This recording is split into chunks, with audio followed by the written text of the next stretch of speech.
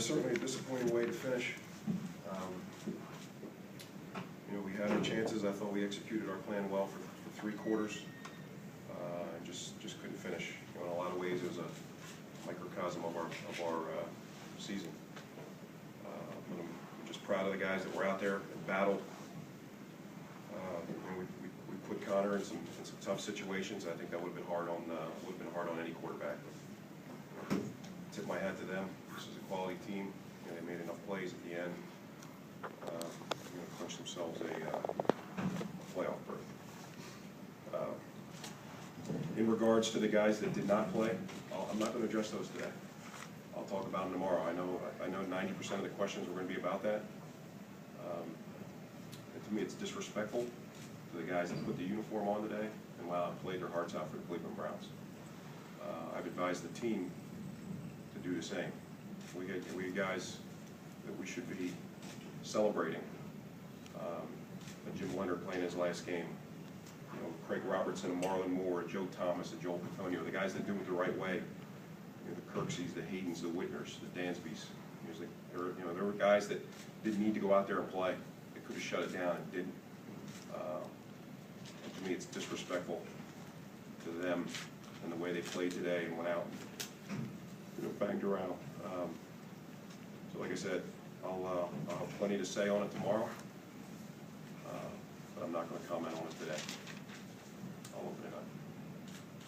Could you say why they were kept in the locker room? I'll talk about that tomorrow, Tony. But Mike, by saying what you just said, didn't you just already say what you wanted to say about the players who did not play? In other words, to me, it's just I don't want to get into 20 minutes here discussing 3 players that weren't on the field. We just played a football game. Our guys just played their hearts out. It was our last one of the year. Can you talk about the moxie and the grittiness that Connor Shaw showed in this game? He's tough, and he made some plays. Left a couple out there, but I just think, given the circumstances we put him in, he's a tough kid, and he showed a lot of why he was successful in South Carolina. Is what you talked about, the guys who played today showed what you build in the future? In a lot of ways, it does. You know, the fact that that we came in here 2 touchdown underdogs. You know, nobody gave us a chance. Thought we were just going to, have one eye on the game clock, waiting for it to be over, so guys could get out of town. That's not who we are. And the guys that were out there, and that's, to me, it's a credit the way that they play. We ran out of gas. They made plays too at the end. And that's a playoff team. So it's frustrating. How about Joel Hayden playing through the flu, and I guess he had some intervenous fluids and everything last night, coming back from, I guess, maybe a shoulder injury and just continuing to gut it out? Well, we gave him the Michael Jordan flu, scoring 30-plus points after he had the flu at the playoff game speech. So make sure that we could get him out there. But no, that's the kind of guy that he is. I mean, I think there were a lot of guys that given the injury that he had, that just said, "Now, if I missed last game, I'll go ahead and miss this one too, and head into the off season and get healthy." But he went out there under the weather, clearly. Got injured I know he banged his shoulder on the one play in the end zone, but he's a warrior. Hey, Mike, why Terrence West this week after he didn't play last week? Was more accountable.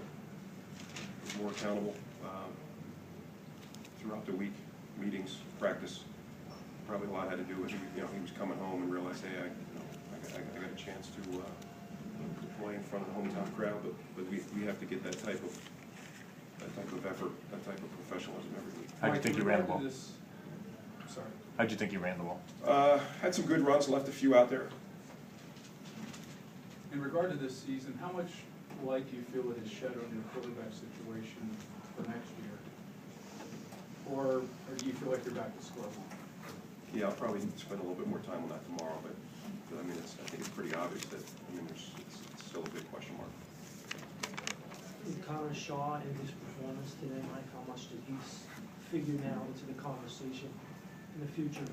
Yeah, that's something we're going to sit down and go through all the postseason evaluations. But Connor's a guy that we've liked all year. That's why we liked him coming out. We felt we were very fortunate to get him after the draft. And he showed flashes today of that competitiveness. I mean, you can see he doesn't have a big arm. The ball looks real big in the air when he throws it, but he can make some plays with his feet, and he's just that gritty competitor type who just finds ways to make plays. Before today's game, Mike, what did you say to the team in order to put aside what happened this weekend off the field and try to get them to focus on the game? I didn't talk about it. Our guys were already all in. They knew what this week meant. They knew we had a chance to get to 8 wins. They knew a lot of people on the outside were expecting us to come down here and get blown out. And then our guys had an edge to them. I didn't have to say much. I can sense it. Did you talk about just finishing with your 5-game losing streak and 6 out of the last 7, just how devastating that is for you and the whole staff? Yeah, that's probably more for tomorrow. This one stings like they all have. I think some people, or preseason would have said, hey, a 7-win season is headed in the right direction. But just as competitors, it's, as I've said a bunch of times, it's a what have you done lately business. And lately we haven't been very good. But that's, like I said, that's the reflection and kind of talking about moving forward. I'm sure I'll hit more of that tomorrow.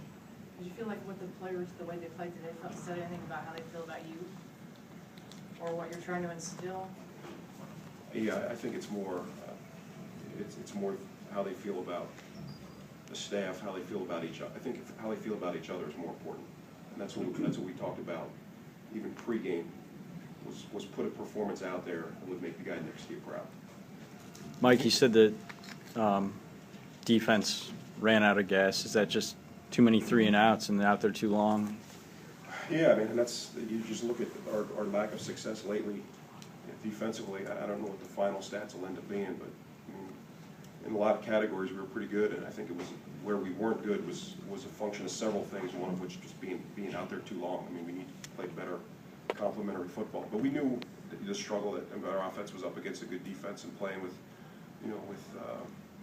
Connor, that it was, we were going to have to play a lot of plays and be out there for a while. And like I said, they made some plays. I mean, Joe Hayden, was right there in coverage. He made a hell of a catch. The next play, Steve, that was a great throw, went right past Buster's head. They made plays when they needed to.